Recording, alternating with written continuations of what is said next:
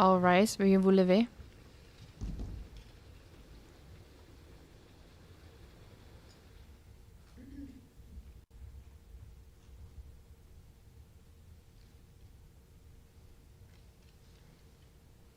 Please be seated. Veuillez vous asseoir.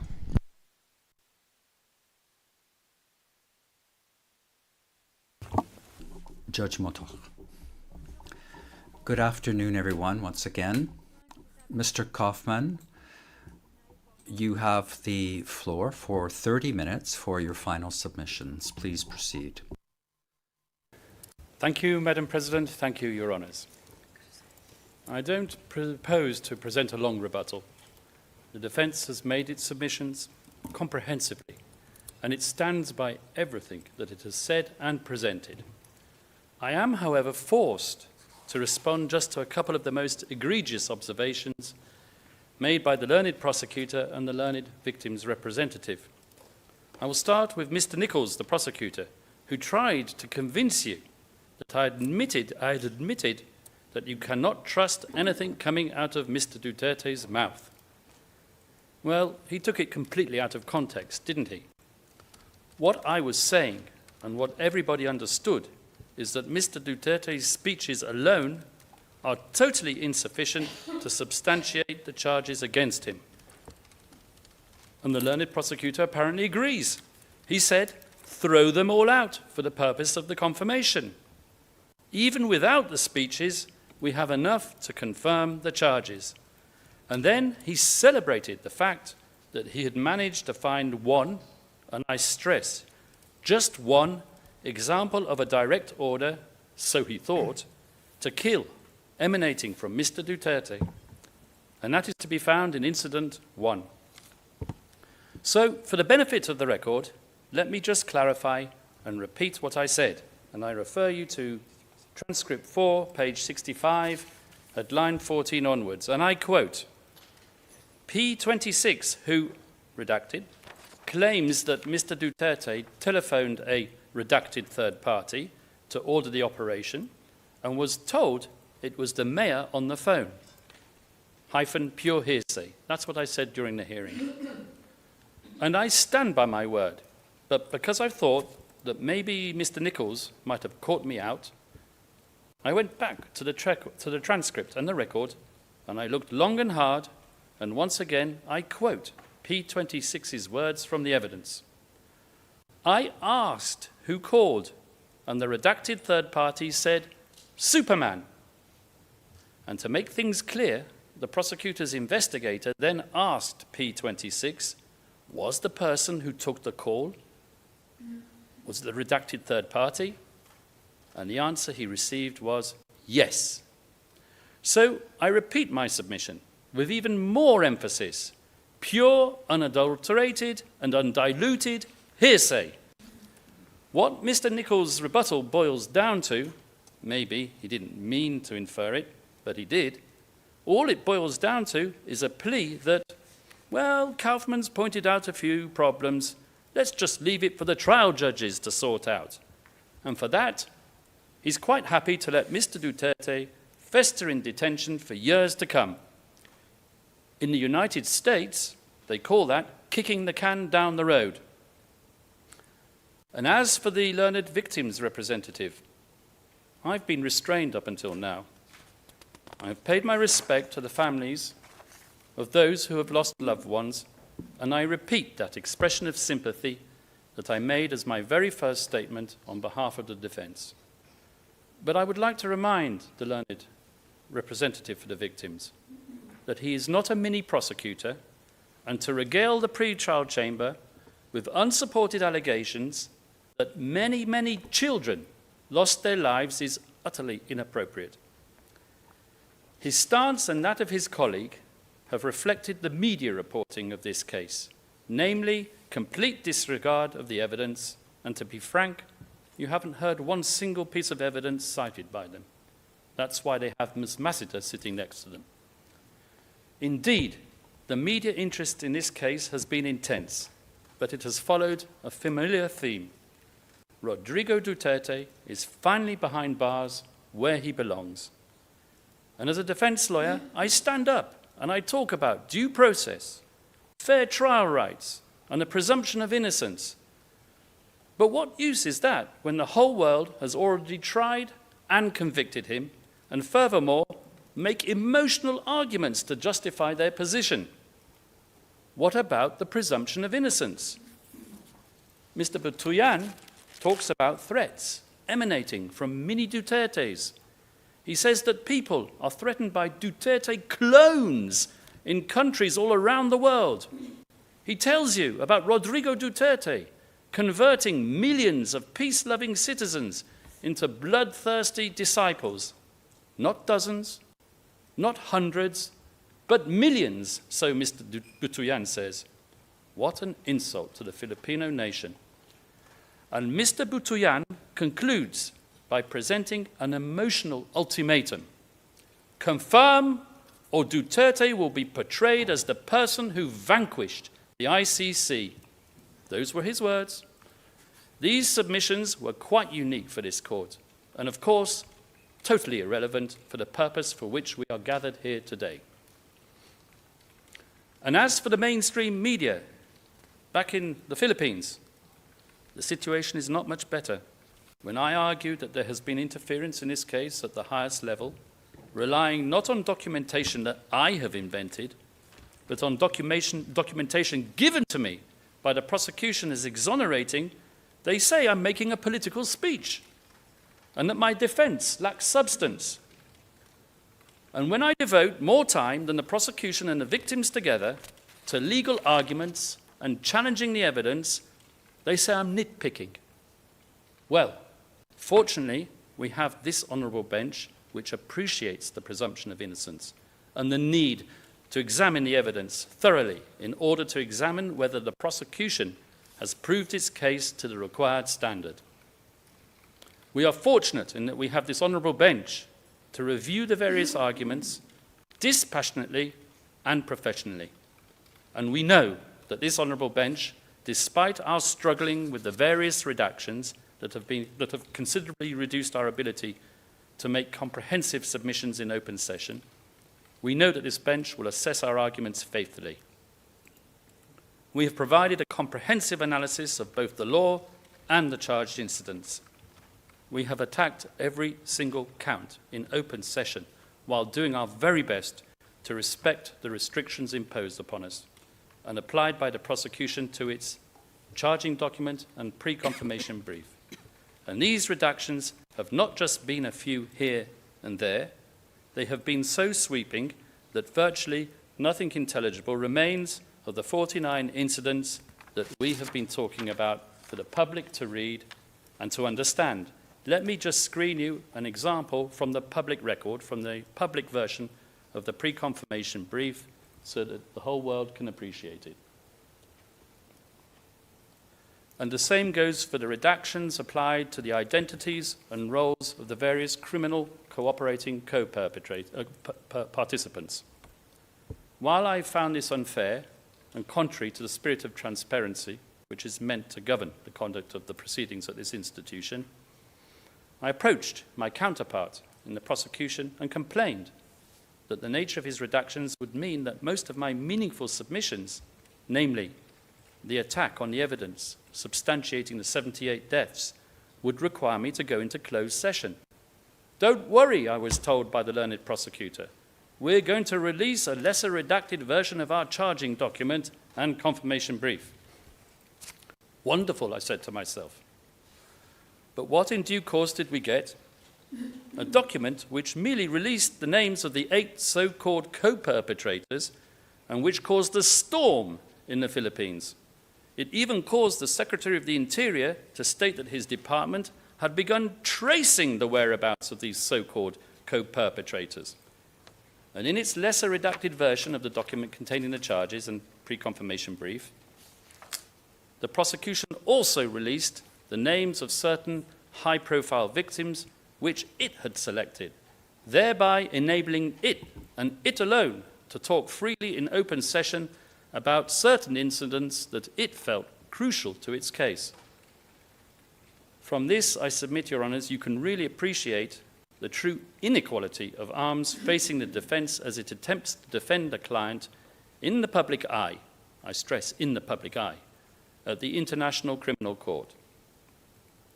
This inequality of arms in the public eye expresses itself in the way the prosecution controls the narrative by arbitrarily lifting redactions so that it can make its narrative of a grand scheme of co-perpetration known to the public in open court, while the defence can only meaningfully attack the real meat and the substance of the charges, either obliquely or in closed session, including that hotly disputed incident with the CCTV. Well, we hope that we have found a way around that by referring Your Honours to the relevant places in the evidence, and we do trust you to pick up on the problems without the benefit of our full explanations in open session, even if the remaining part of our plea was rendered rather dry. But I do assure you, the general weaknesses that we have identified pervade throughout and are so recurring that the total value of the prosecution's evidentiary matrix drops not just below the substantial grounds threshold that the prosecution must meet, but hits the very rock-hard bottom. And I will summarise these weaknesses once more for the record. Layered hearsay, conjecture, over-reliance on accomplice evidence with offers of virtual immunity at the ICC, contradicting statements between participants in a crime, absolute lack of any linkage whatsoever to Mr. Rodrigo Duterte, and the total lack of support for an alleged crime both in the documentary and forensic record. And regarding these documents, it is not enough to argue that the Duterte administration destroyed them. There is absolutely no evidence for that. It is an outrageously unsubstantiated accusation which is not alleged, and where the documentation does exist, the prosecution is quite happy to rely on it. But what is this threshold, this substantial grounds to believe threshold? Well, clearly, it is not beyond a reasonable doubt. That's the standard required for a conviction at trial. But it is considerably more than reasonable grounds to believe, which is the standard applied for the issuance of an arrest warrant. If I may, let us take the analogy introduced by Mr. Butuyan, that boat of his that set sail in order to avoid leaving his victims stranded on an island. Your Honours, this boat is the confirmation process, and its captain is this honourable bench. We are all passengers in this boat. The favourable winds in the sea and in the sails are for the prosecution, the incriminating evidence, and the sharks and the rocks in shallow waters are the exonerating evidence, the hearsay, the contradictions, and the accomplice witnesses. I ask you to consider how many sharks and rocks that we have discovered and pointed out to you through our binoculars. Would you board that boat if you knew that there were substantial grounds to believe that the boat would sink if it encountered one of the aforementioned perils? Let me define the test using more strictly legal language. The evidentiary standard applicable, namely substantial grounds to believe, is met with respect to a discrete incident when, and I quote from paragraph 38 of the Said confirmation decision, there exists concrete and tangible proof demonstrating a clear line of reasoning underpinning the specific allegations.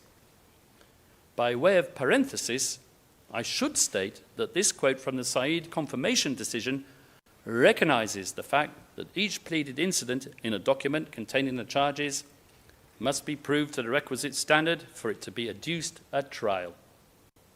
And that is what we request the Honourable Pretrial Chamber to consider.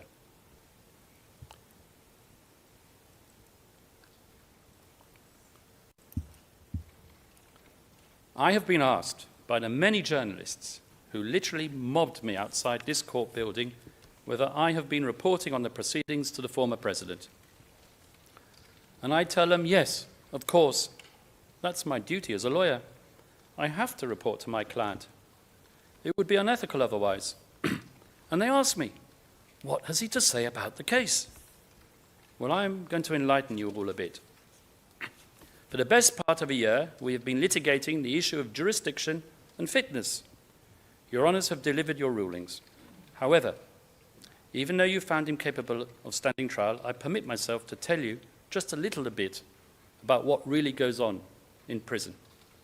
No more than a kilometre from here. I permit myself first to tell you about his reaction to the demand of the prosecution and the victims that he appear.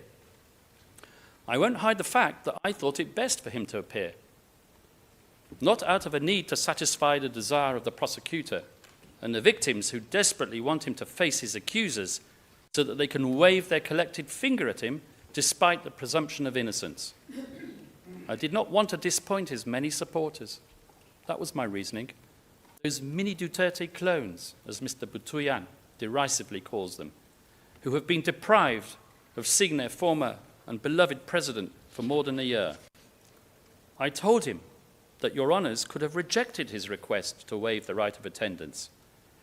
We even had a barong specially fitted for him so that he would not have to suffer the humiliation of being put into an out-of-size blue suit which would now dwarf his meagre physical body. The same blue suit in that dreadful photograph which still remains on the ICC website and that I would ask to be removed. But he took his decision, and as his counsel, I was obliged to respect it. And the day before yesterday, when Your Honours gave us a break, I went to that prison and I sat with him for an hour. I tried to engage him concerning the evidence, and he lost the desire to follow me within less than a minute. I offered to show him excerpts of the confirmation proceedings, a few minutes of the deputy prosecutor, a few moments of Ms. Massiter, and hoping that it might excite him a bit more, some of my own opening statement. He shook his head firmly. I implored him. I said, "Sir, look at what we are doing for you. We're doing our utmost to get you out of here." But once again, he politely declined. And I asked him why.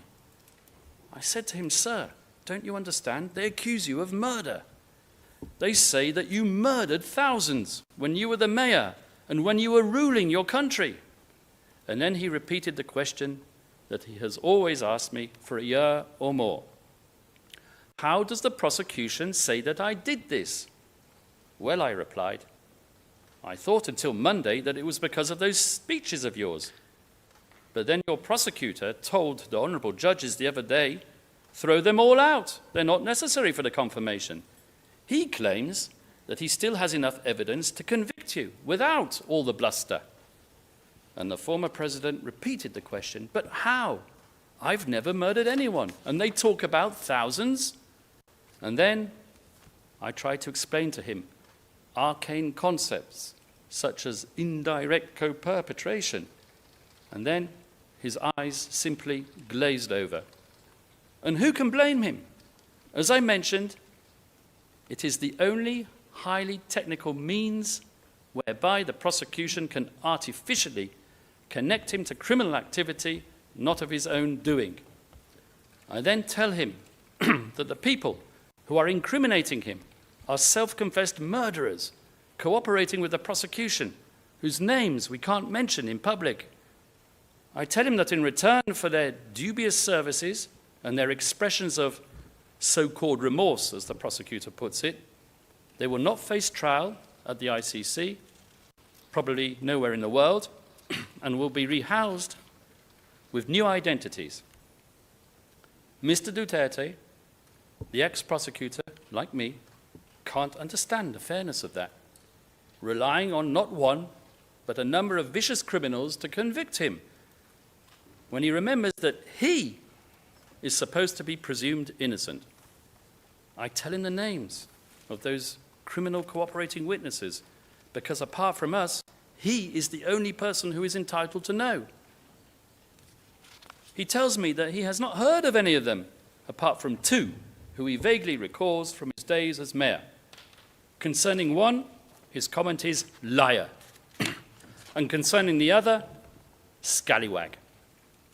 And then, exactly in the spirit of the waiver filed with this court, he looked at me solemnly and said, "Mr. Kaufman, Nick, I have done my duty and I have left my legacy. Go to court and do your job, but I can no longer help you. I no longer remember much at all, and I can't comment on people who I do not know and on statistics that mean nothing to me." He then concluded and pronounced as follows: "I was a faithful servant of the people, and that is how I wish to be remembered. I have now accepted my fate, and I realize that I could die in prison." And on that somber note, my team and I realized that there was no point in continuing. So we tried to humor him. We told him that next month he will be 81. And we reminded him of the many people who visit Duterte Street and Duterte Park, the renamed locality just outside the ICC detention center, as referred to by the many, many pilgrims who have visited The Hague to feel closeness to his presence, even if they cannot witness his actual person with their own eyes. We remind him of the mountain of cards and greetings and of the forest of flowers that he received both at the detention center and at the court's premises on his 80th birthday. So many cards, all of which were read by his family, that we had to provide 2 sacks to take them back to our office. So many bouquets of flowers that the prison had to bring a van to take them away. The flowers that reached the court premises were strategically placed around the building, and although so appealing and desirable and coveted by the staff, were avoided once the staff was told of their origin. So these flowers just rotted in the corridors until the smell forced them to be thrown away. We showed him some photographs of his family. We showed him photographs of his youngest daughter, Veronica, Kitty, who writes to him every day, so often that the letters are piling up in his room. His face starts to light up. We showed him pictures of civic events in the Philippines with Sebastian Baste and Paulo Pulong present. He laughed and told us what he remembers of their days as young men in Davao. We showed him pictures of Inday Sara greeting the enthusiastic crowds of people in the Philippines, and then finally his face beamed with pride. Your Honours, it is so easy to choose as a target for prosecution a politician because of the way he presents his policies. If Rodrigo Duterte is to be faulted for anything, it is for his inappropriate choice of language. But he murdered no one. Out of that huge database of evidence on which the prosecution relies, I repeat that there is absolutely nothing to directly link Rodrigo Duterte to the 78 deaths alleged. That is why they rely on a few selective and vociferous individuals in the Duterte administration, calling them co-perpetrators, just so it can artificially superimpose their fantasy common plan theory linking Rodrigo Duterte to the victims. Your Honours, I beg you to be guided by evidence, which must reach a minimal level of integrity. Be persuaded by your own innate sense of justice and by your own collective years of experience. But most importantly, be guided by coherent evidence and by common sense. I ask you, I beg you not to confirm any of the charges.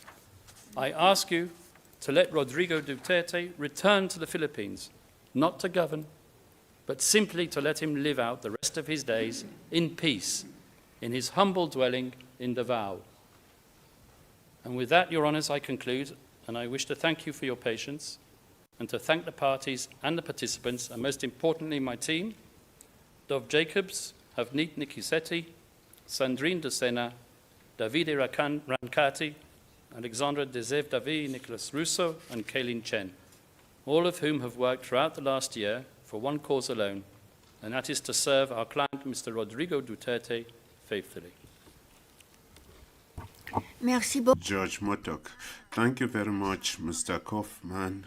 The chamber, my colleagues, and myself, we have the duty to recall certain issues. First of all, the reductions that you have mentioned now it was already raised by the defense, and the chamber had taken a decision rejecting the position of the defense.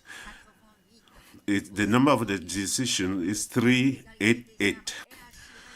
And I should say that the quality of arms is ensured because the defense has access to the redacted information. It just is not available to the public.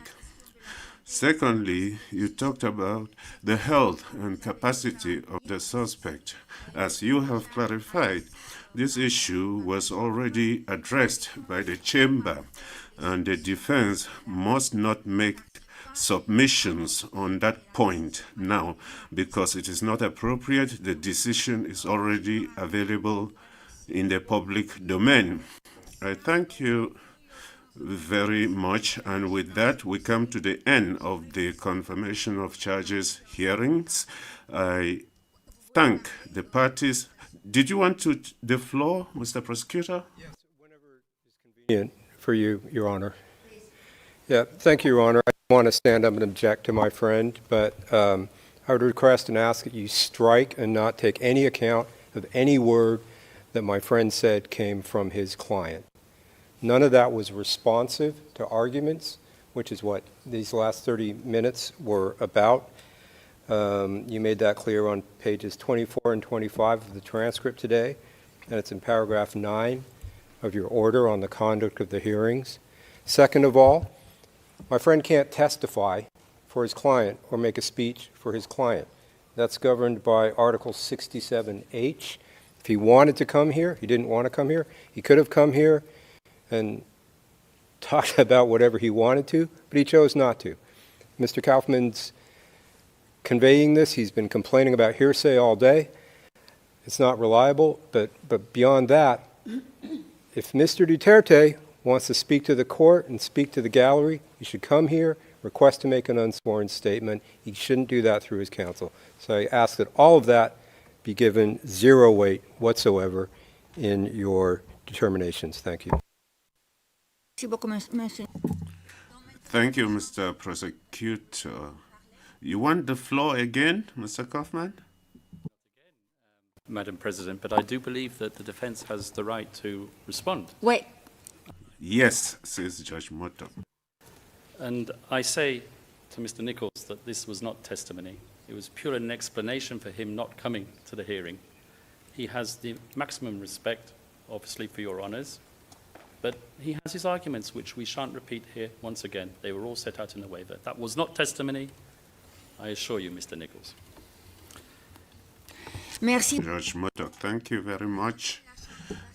Now the bench will withdraw to deliberate, and we will render a decision on the confirmation of hearings within 60 days in accordance with the